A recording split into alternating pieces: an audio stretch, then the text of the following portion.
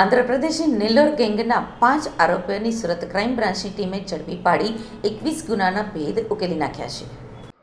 Surat crime બ્રાન્ચની ટીમે અડાજણ રામજી ઉવારા પાસેથી આરોપી અક્ષય મારમુતુ જાદવ, અજય ઉર્ફે બાદલ મંજુનાથ જાદવ, કમલ ઉર્ફે કુલદીપ રાજુ જાદવ, સુમિત મારમુતુ જાદવ અને શંકર અર્જુન ગાયકવાડની ધરપકડ કરી હતી.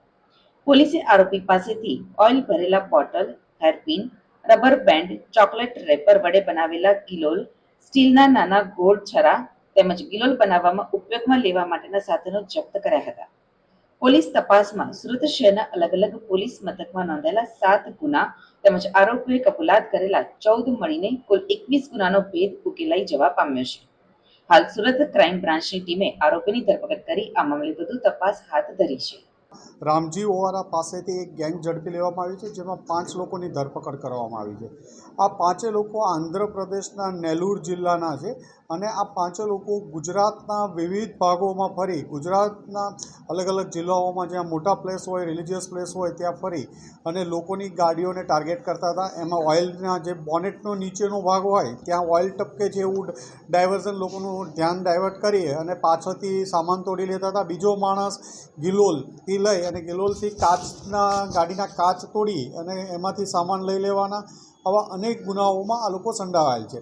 આ અગાઉ આમાંથી 2 જે મુખ્ય આરોપીઓ છે એ 25 ગુનાઓમાં ગુજરાતમાં જ વિવિધ પોલીસ સ્ટેશનોમાં પકડાઈ જઈ ચૂક્યા છે.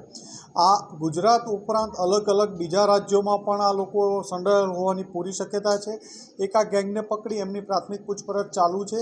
હાલમાં સુરત શહેરના 7 ગુનાઓમાં અને મહીસાગર જિલ્લામાં વગેરે જિલ્લાઓમાં આઈડેન્ટિફાઈ થયા છે કે એ ઉપરાંત ટ્રેનો અને વિવિધ રાજ્યોમાં ચાલુ ટ્રેનમાંથી પર્સમાંથી પૈસા કાઢી લેવાના એવા પણ અનેક 21 ગુનાઓ જેટલા ગુનાઓ ડિટેક્ટ આ ગેંગ દ્વારા થાય છે. એમની પાસેથી ઓઇલની બોટલો, ગિલોલ, પછી જે કાચ તોડવા માટે લોખંડના છરા, પિન, હેરપિન, રબર બેન્ડ જેવા સાધનો મળી આવ્યા છે. આ લોકોની પૂછપરછ ચાલુ છે. એમનાથી વધુ ફળદાયક હકીકત મળી આવવાની પૂરી શક્યતા રહેલ છે.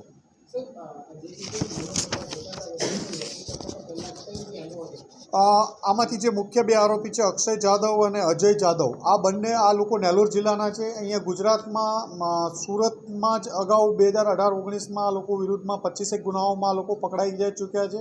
સુરતથી અને ગુજરાતથી સારી રીતે માહિતગાર છે.